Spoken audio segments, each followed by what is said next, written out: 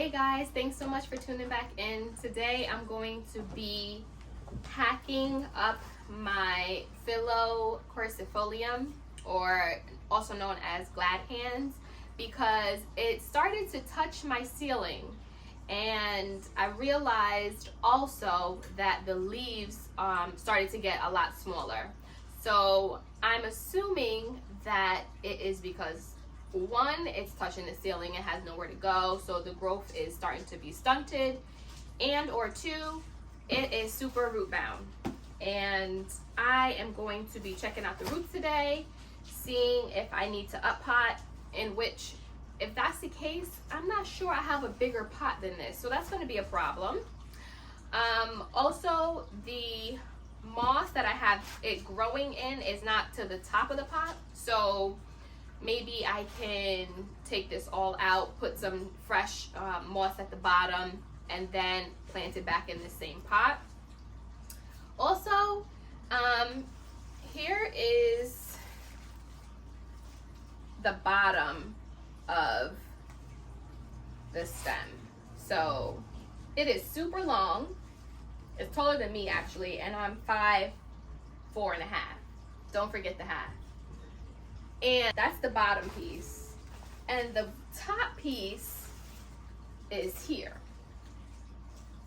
So this has to be at least, I don't know, 3 feet.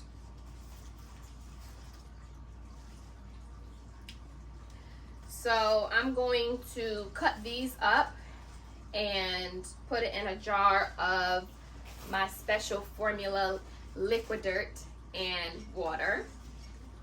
And you know, as I look at the leaves, I remember being told, oh, you can never get mature leaves from sphagnum moss, and that is not the case. I mean, this thing is almost the size of my arm. So as you can see, these are some pretty mature leaves. I mean, it's bigger than my face, I think, right? I don't have a big face, right? This is bigger than my face.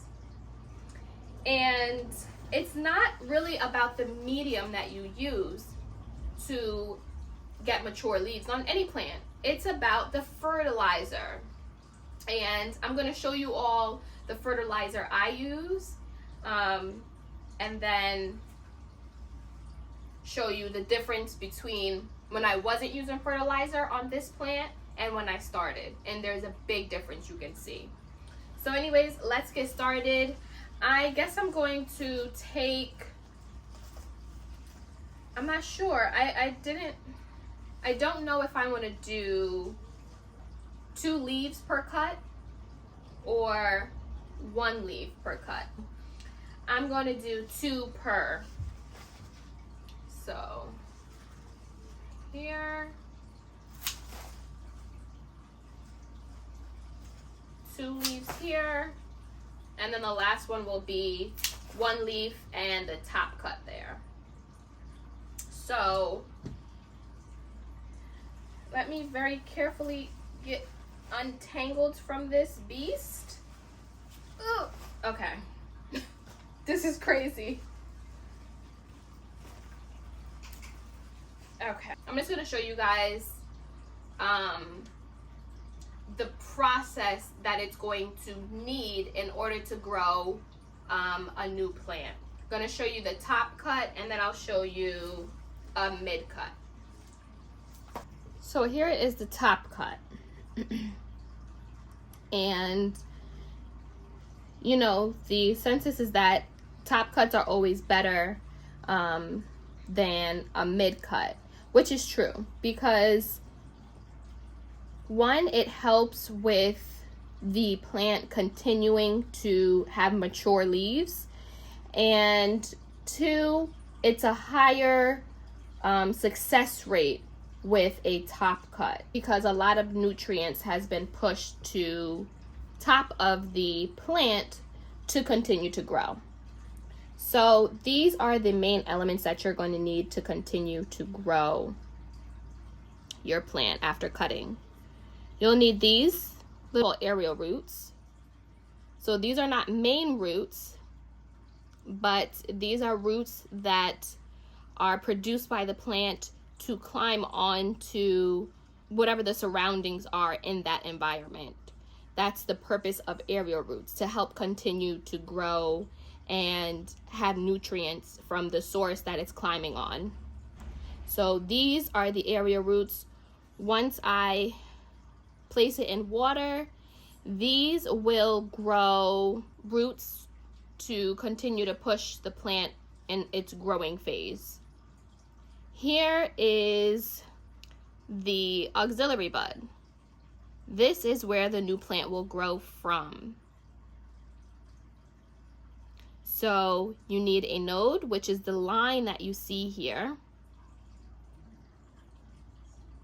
The node is where you'll see the aerial roots, and the auxiliary bud will be close to it. So this one actually started to grow aerial roots because of the environment that I had it in, which was the bathroom. And so since it's a humid room, it started to shoot out these aerial roots to start grabbing onto something to continue to grow. So there is the top cut. And here is a mid cut.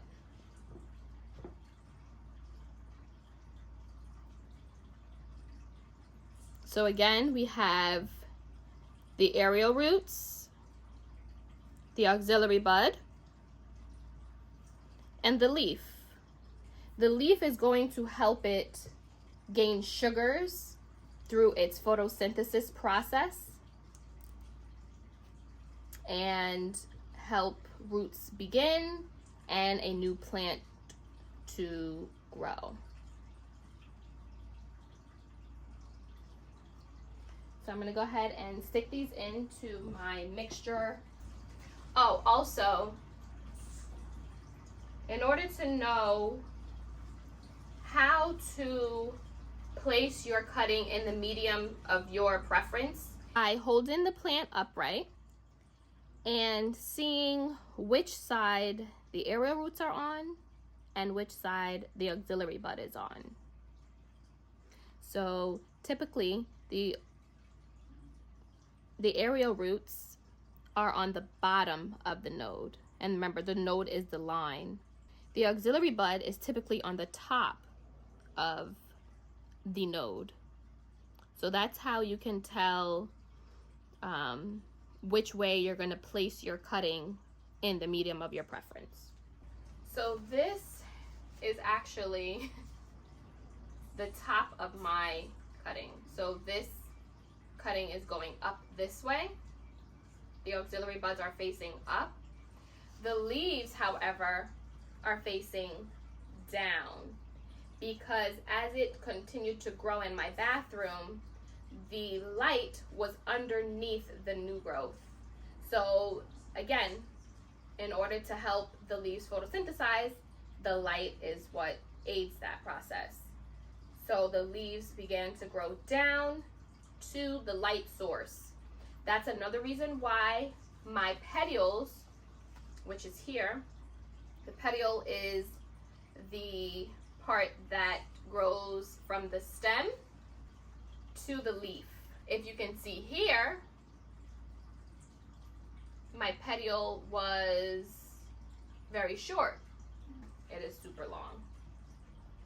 So I'm actually not going to be able to place 2 cuts per leaf because it's going to hinder. So actually what I'm going to have to do is I'm going to have to chop this leaf off, actually, this leaf here.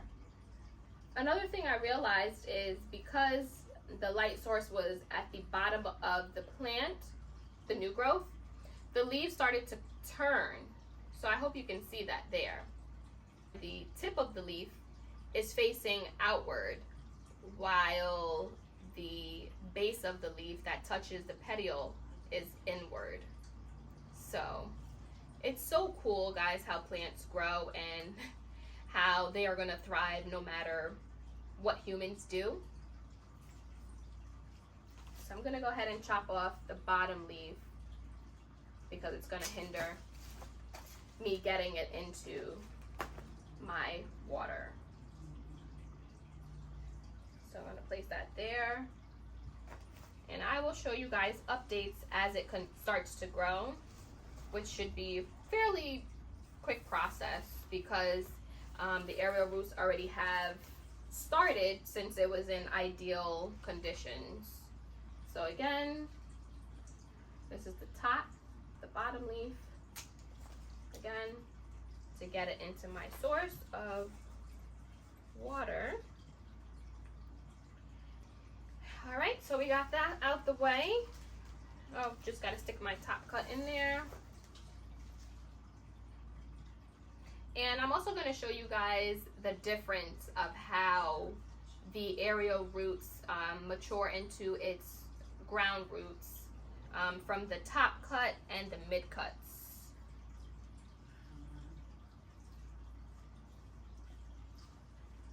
Okay. Ooh, there is sap everywhere on this thing. All right, so let's go ahead and check out this rooted base piece. Oh man, this is cracking everywhere. This is how you know when the plant is maturing as well, when the stem area becomes bark-like. And it does that to make the stem harder or more sustainable as it grows upward. So this is a very hard stem compared to the parts that I just cut up. So let's see how this is. I'm gonna bring this on this side. Guys, I really hope no spider jumps out at me because I'm scared. This plant has been in here for at least a year, and I got it as a 3-leaf base cut.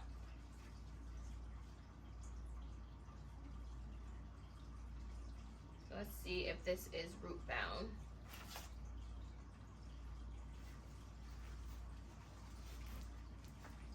Oh my gosh, guys.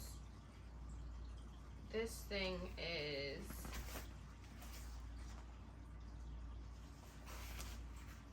really in here.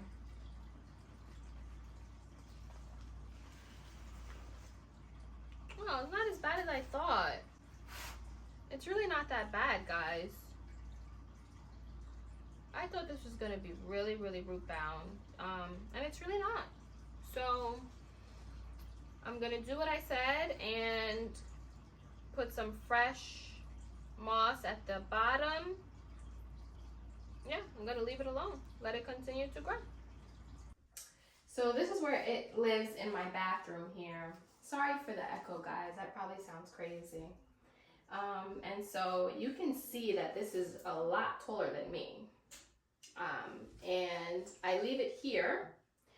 So you can see it has certainly grew past the light source, which is here, my Sansi bulb. And that's why now the leaves are growing downward.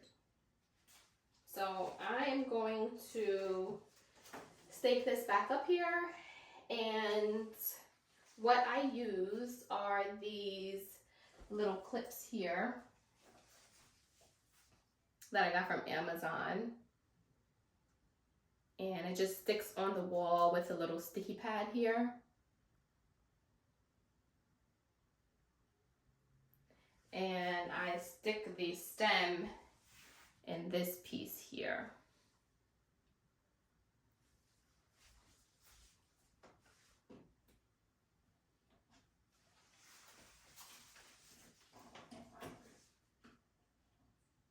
All right, guys, so now I have it staked up and it goes all the way up there.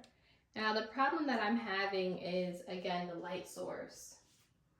I don't know how I will get this bulb higher than the plant, but for now I'm gonna leave it, and what I'll do is I'll get another Sansi bulb and I will put it probably at the top of the painting there, draping over.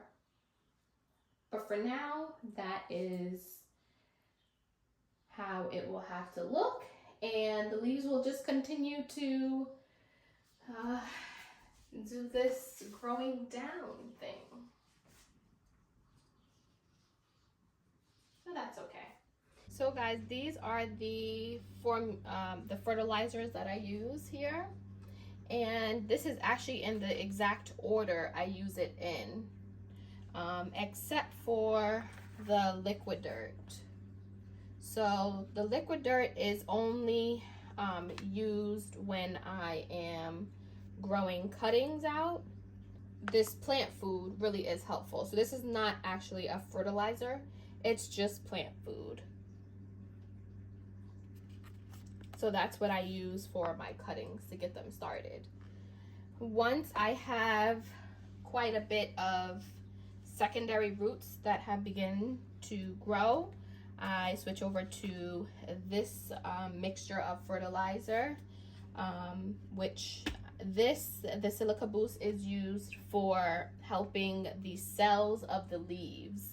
So this helps with the cells of the leaves, especially when you have variegated plants, which I have a lot of. So this helps with the structure of the variegation to still be strong enough to sustain without browning.